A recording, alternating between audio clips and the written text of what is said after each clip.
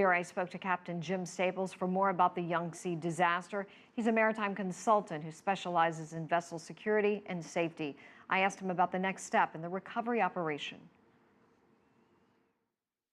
Well, we're going to have to go back and look to see first if there was anything wrong with the vessel. Once the recovery period is done, they'll start the investigation stage, and what they'll be looking at will be to see if there was any engine casualties or steering casualty, if the equipment was working on the bridge, the radar sets, the navigational systems. We'll need to look at that.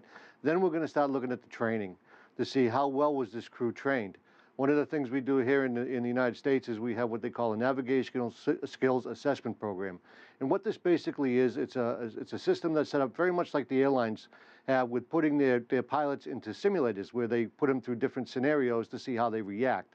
So we're finding out that one of the things that happens in the maritime world is that complacency sets in with a lot of people who've been sailing for a long time, that they're not paying attention to what they should have been paying attention to. So we'll be looking at that aspect of it in the training records to see how well this crew was trained. What about weather warnings, actually? Would they have taken a different course?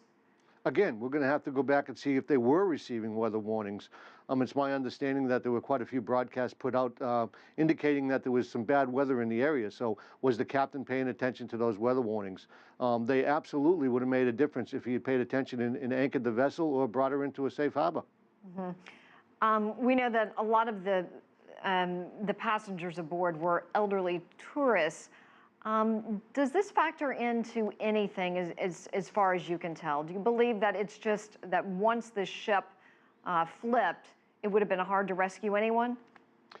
Yeah, with these circumstances, I believe that it happened so quickly. It would have been very, very difficult to get anybody, no matter what age they were, off that vessel in an early manner. But again, one of the things we do here is we have crowd and crisis management training for crews who do take passengers. And we'll need to see if that was done, if they had any type of crowd crisis management training. In recent memory, can you recall a disaster like this with these circumstances? Not with the weather. Unfortunately, we've had disasters like this with passengers losing their lives because of the inadequate action taken by the captains.